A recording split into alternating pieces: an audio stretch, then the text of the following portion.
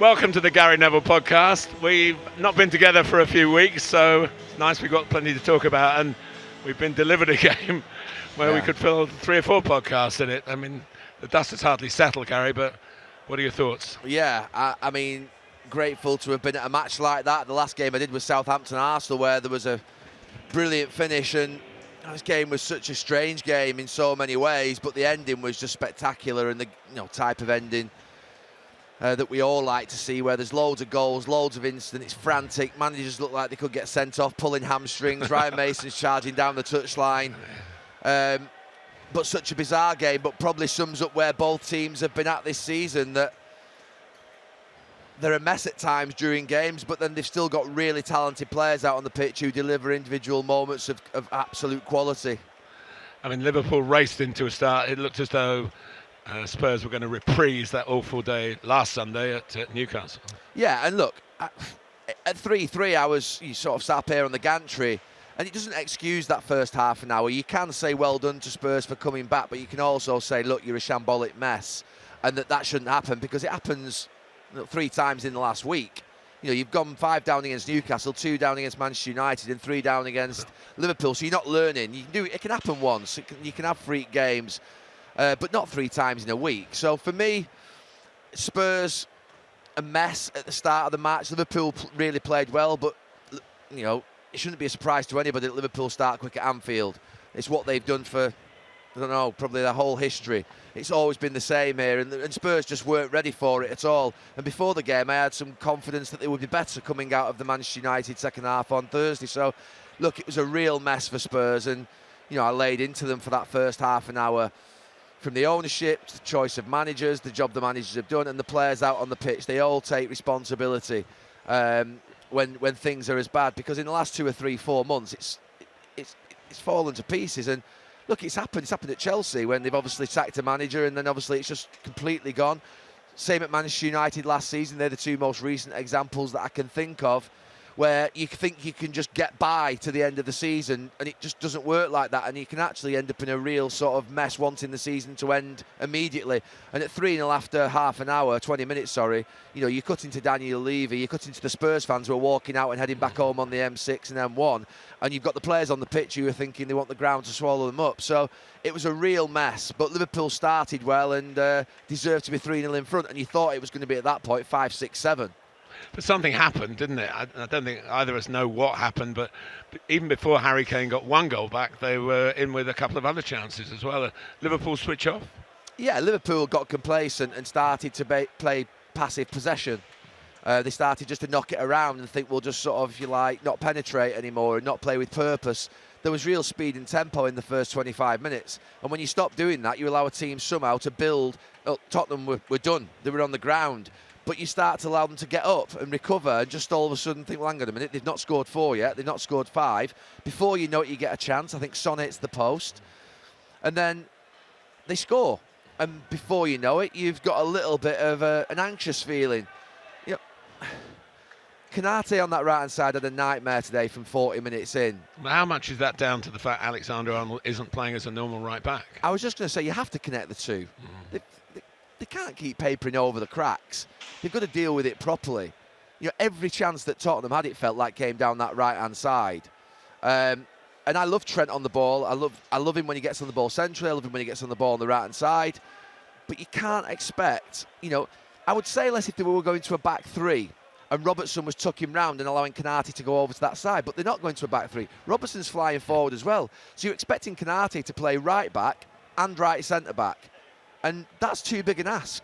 It can be done. I had Yapstam. I had Rio Ferdinand, who were world-class defenders who could do it. And quite often, me and the other fullback, whoever it was, Dennis Irwin or Patrice Evra or John O'Shea or my brother, would go forward. We'd both go forward together. We'd fly on, and we'd have Ronnie Johnson and Yapstam or Rio Ferdinand and Man Utd, and they'd basically deal 2v2 with a midfield player back, Roy Keane or Michael Carrick. But if you're not quite right and you're not in quite a right season and your form's not right and you're giving teams encouragement and you're conceding goals, it just doesn't work like that. You've got to be at the very top of your game to be able to get away with it. And Liverpool aren't at that at this moment in time. And I've bought into some of the thought this season. It exists, it's right. Liverpool's midfield needs dealing with. Oh, they're not getting protected like they used to. They're not pressing as high. They're not pressing and getting to the ball quickly, which means that you can get at the back four. I played a lot in teams where you could get at our back four, but you still have to do your job better than Liverpool's defenders are doing. They've got to do better than that. I hold them completely responsible today. Look, Elliott and Jones in midfield with Fabinho, were they magnificent? No, but they did not cause the problem of Liverpool conceding goals today. They were all over the place at the back, and they really did allow Tottenham back in this game. They did, and once that first goal went in, you knew that something might happen, but the game in the second half, Martin, it was drifting away. I think we summarised it, didn't we, where we said, I think no one wants to take the extra risk. Tottenham didn't want to go get beat 5, and Liverpool were wary that it could go to 3-2, and then it did go to 3-2. Yeah, and for 20 minutes the game was like that, and you thought, I bet if both managers went and shook hands with each other on the byline, on the touchline here, if they could, obviously they can't, they probably would have done it and said, let's get out of here. Ryan, you've not been battered and demoralised and sort of embarrassed, and we've not, if you like, lost a 3-goal lead. But then once that second goal went in, I almost knew that Tottenham would score again. You feeling, you could sense it. What I didn't anticipate was that then they go and get a fourth, Liverpool. But it was a good comeback from Spurs, and they have to be. I'm not going to say congratulated. They have to be. What's less than congratulated? But you give them some credit. I give them some credit for keeping going. Well, they kept going for longer than they were really bad, if you see what I mean. Yeah, they kept going. And look, they didn't throw the towel in. They kept plugging away. I think a confident, ruthless Jurgen Klopp Liverpool would have destroyed them.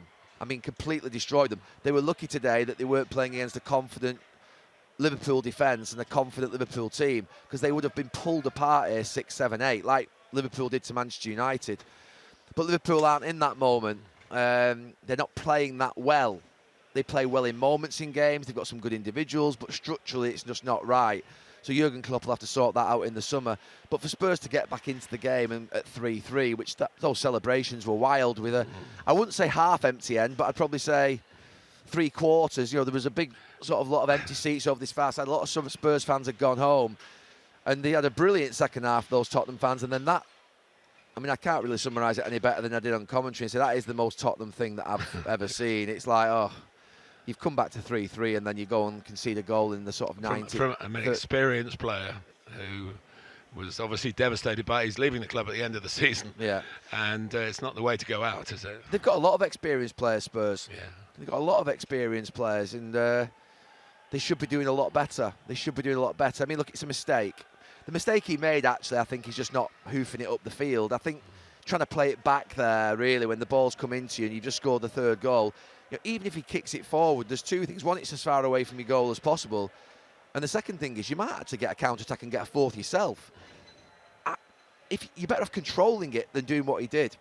Composing yourself and controlling it. And he sort of got stuck in between everything more. And I feel sorry for him a little bit because it happens. And I don't see anyone give a goal away, but it was a brilliant end to the game and something that I didn't expect. I expected today somehow to see a game where because Manchester United had won and Newcastle had won, it was almost a little bit like it's taken Champions League football out of the equation, really, hadn't it? It might not, but no. It looks that way now. It does. I think Manchester United have got a game at Brighton on Thursday that I thought if they drop points today and then Brighton do something, or if Newcastle lose somehow, that Brighton want revenge for Wembley, don't they? Yeah. So look, something could happen, but they're both in very good positions, Newcastle and Manchester United, and they've deserved it over the season. So I think they'll go and finish it off, is what I think. But keep going. If you're Liverpool, you've got to keep those two teams honest. Newcastle have got Arsenal next week, Manchester United have got Brighton, so there's some difficult games to play.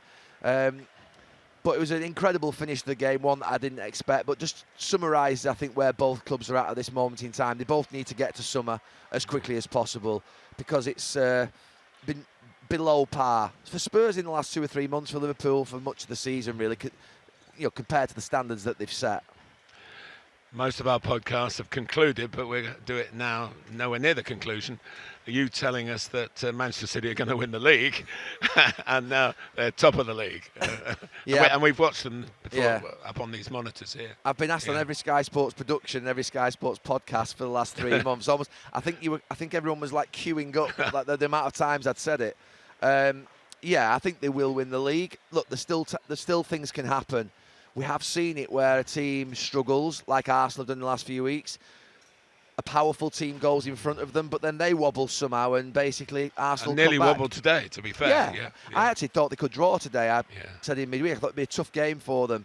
And it was a tough game, really tough game. I thought Fulham did well in the game, and when you're in the game against City with 5-10 minutes to go, you're always thinking there can be a chance.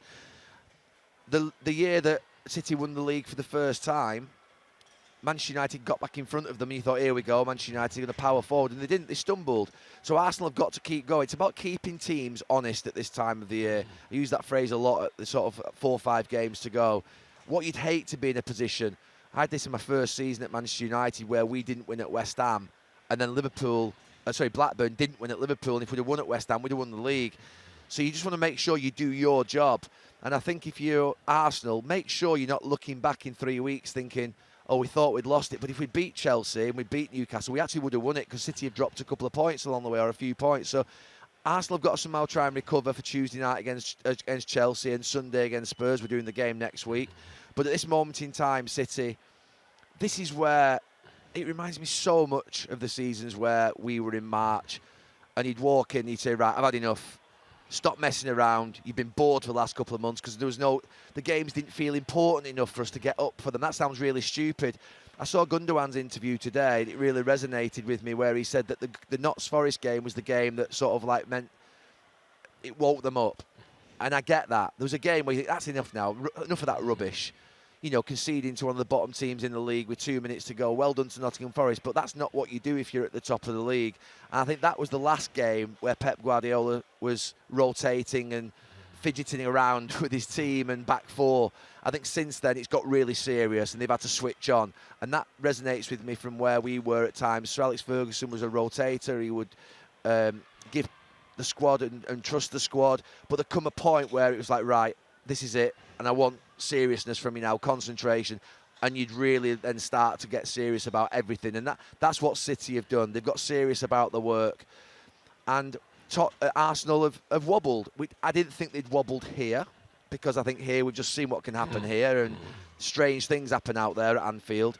So I thought that was a game where they played brilliant football. But, you know, you're 2-0 up against West Ham, when you draw against the bottom of the league, and then you go and not perform. They didn't perform on Wednesday. They didn't turn up. And that's really disappointing. That's the biggest game of their lives. I don't buy into this gulf between the two teams point that's being made. That wasn't a gulf. That was a team not turning up, freezing, not having the sort of ability to go into that game because of what had happened against Southampton. I think the Southampton game had demoralised them, and I don't blame them. I've been there where I think that game really killed them on the Friday night. That was a real hammer blow. And I think that it was difficult for them to get their minds right for the City game. And City were just doing what they do, which is power forward in big games. I said on this podcast a week or two ago, City will be looking forward to this match. Pep Guardiola will be loving this match. Mikel Arteta and his players had to look forward to it in the same way, and it didn't happen. Erling Haaland, 50 goals with his goal today in all competitions. I've been doing this job since 1974, and nobody's ever done that in the top division. You're going back a long, long time. Yeah. I mean, you know, we've had postcards of his success through the podcast, but that really resonates for me as an amazing landmark. 34 in the Premier League, which equals a record that he's bound to break maybe on Wednesday when we're at the game. Yeah. We've become so accustomed to watching City over this last few years, the passing, the possession, the brilliance of it. But if anyone ever asked me a question, who would I rather watch of the two teams that were best in the league for 4 years, I'd rather watch Jurgen Klopp's style of play. I like the Manchester City style of play now in this team far more than any of the other Pep Guardiola teams at City over the last 4 or 5 years, because of Haaland, that powerhouse, the imperfection of some of his touches and some of his play. You know, and that sounds really sort of quite derogatory in some ways, but, you know, it does bounce off him sometimes. It is a little bit imperfect. He does take risks. It's not as subtle and as precise as the rest of the players in the team. We've all got perfect technical ability, but he's a battering ram of a centre-forward with a brilliant finish, with something really special. And if you're watching him play, you are watching something unique. You are. Same with De Bruyne. De Bruyne is unique, but Erling Haaland is truly unique. A player that very rarely graces this league. They're usually at Barcelona or Real Madrid in time gone by. Maybe in recent times they would be at Paris Saint-Germain, but very rarely do we have a player that you would regard as being one of the top couple in the world as they arrive. We normally have players who are emerging to that after signing in this league. It's usually that those players would go to those other clubs that I've mentioned.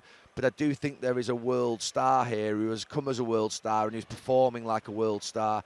And at this moment in time, City have got the treble in their hands. They've got some difficult games against Real Madrid coming up in the Champions League, and they've got a cup final against Manchester United. But on the form that they're in, they're very, very dangerous. And Erling Haaland is... He's got the finishing of Kane, the power of Rooney. He's unbelievable. He's unbelievable. Even the Brazilian Ronaldo, the power he used to have when he ran, that explosion off the mark. He's almost like 4 players in one. And something that during the season many have questioned, including myself, does Pep actually like having a player like that? No, because you've watched it sometimes. It's looked a little bit dysfunctional from how Pep normally likes to play. But it looks like that harmony is coming at the right point in the season where those moments that he delivers contribute so much more to City than when they had the perfection of everybody else that played. And there were people questioning, obviously, Zinchenko being allowed to leave and Jesus being allowed to leave.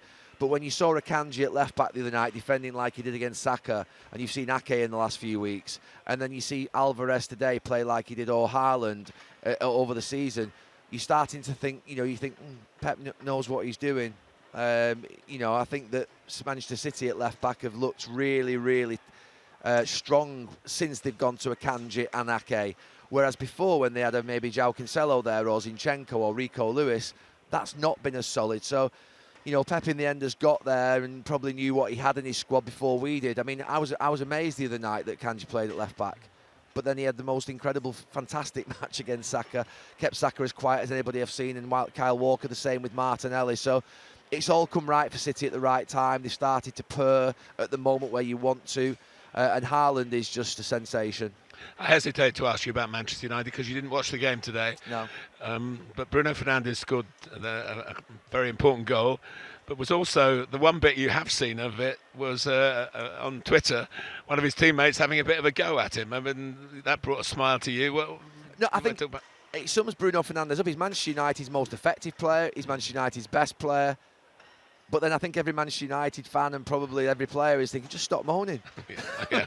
It's like, I moan a lot, but I didn't do it on the pitch, you know what I mean, at my own players. And so that's probably the perfect, summary of Bruno Fernandes today. He's a match winner. When Manchester United don't have him in the team, they drop levels like you wouldn't believe, and we've seen that recently against Sevilla. It's an important win that for Manchester United today. Bruno Fernandes is a star. His assists and goals record is incredible from the position that he plays. He always wants the ball. He's got the courage to take the ball. He always fights for everything in a game.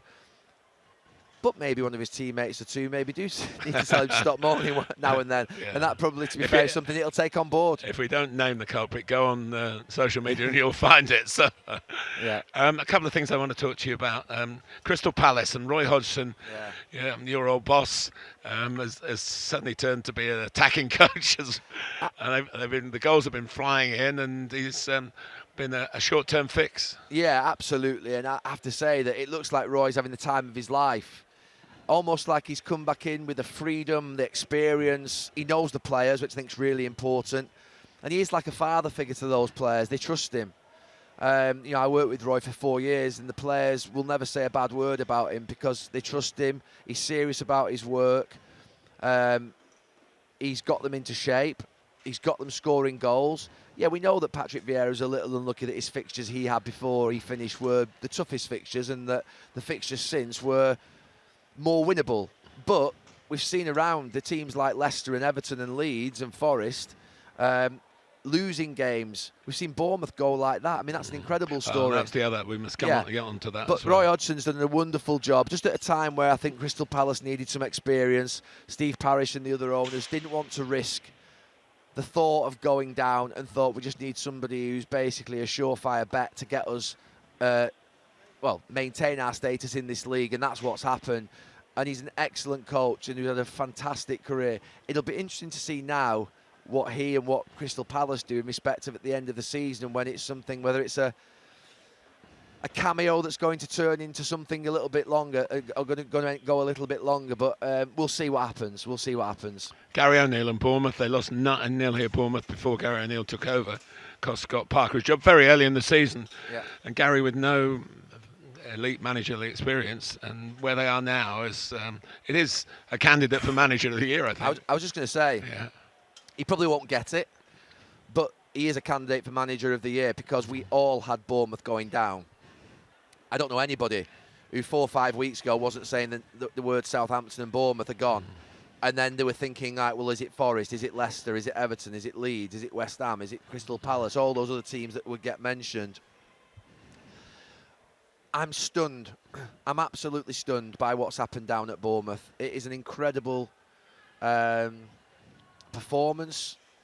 It's going to mean that a club that's bigger on paper is going to go, and it makes it a really intriguing next 3 or 4 weeks at the bottom of the league. There'll be some real desperation down there. Everton, Leeds, Notts Forest, West Ham are still down there. That game tomorrow night on Monday Night Football, Leicester v Everton, is monumental. It's a huge game. And the league title looks like it's going to go towards City, but at the bottom, you're none the wiser. Let's finish off by talking about somebody who's lived some of his life in Bournemouth. Graeme Souness has said goodbye to Sky Sports today, his last appearance on Super Sunday. Graeme has a great expression about himself as a proper player. He was a proper manager. He's been a proper pundit, hasn't he? Absolutely, Martin. You know, when I first joined Sky, Graeme was the senior pundit and still is the senior pundit. Speaks with such authority, gravitas, conviction, has an incredible way of delivering lines. You can debate with him, and it's no holds barred. He can put you on the floor sometimes. As he did on the pitch. Yeah, he can. And he's not worried to say the unthinkable or the unpopular. But then he'll shake your hand at the end of a show and you come back the next week and you'll do it again. And that's what I've respected most about Graeme in this last 10, 12 years. I think that he's one of the very best that I've ever seen doing the job. And something that, you know, I and other sort of younger pundits when we first come into it would learn so much from. He is a brilliant been a brilliant pundit. I had some fantastic nights listening to his stories in the early days when we go away on Champions League. And he would have the meal the night before, particularly when him and Glenn Hoddle were there, sat there at the table, and they had two very different views on football. But it was really interesting listening to them both. And I thought those studios, I think Jamie Redknapp was in the studio with them at times, or Ruud Gullit, they always would debate about style of play. Glenn obviously wanted to see possession and passing through midfield, and Graeme would see the game slightly different about making sure you get wired in and you get stuck in. But he also played the game as well. But really sorry to see him go. He's been a fantastic pundit, a fantastic person at Sky. I wish him all the very best in the future. I think we're weaker for not having him here next season because of what he brings. But that's life. We understand that people move on. It's football. But I do wish him all the very best. He's been fantastic with me. I think my last battle with him was here a few weeks ago when Manchester United got beat 7-0, and I had the audacity to say that I didn't think Liverpool played that well, which he jumped upon. I still think I was right, but you sort of don't tend to win sometimes with Graeme, and that's the nature of it. But yeah, I really do wish him all the best. He's been fantastic to work with over this last 10, 11 years. I echo all of that, and what an appropriate venue and appropriate game for him to finish with. Yeah, I mean, obviously he's seen so much here over his lifetime, and that obviously the two teams I mean, Graeme obviously, I think, was at Spurs in his early days. He's obviously watched Spurs here today, and then obviously he was at Anfield. He obviously was a great player here and managed the club as well. So for him to finish here on a game like that today, whereby the two teams that obviously he has an affinity with as well, there he is just on our screens, I think will be a big moment. And there'll be a nice video, I think, coming up in the next 5 or 6 minutes of, you know, his best times at Sky or his moments at Sky, which I'm sure will get a lot of airtime. Yeah, go and look for it at the end when you finish with the podcast. And we finished today. Gary, pleasure to talk to you as always. Thanks, Martin. Thank you.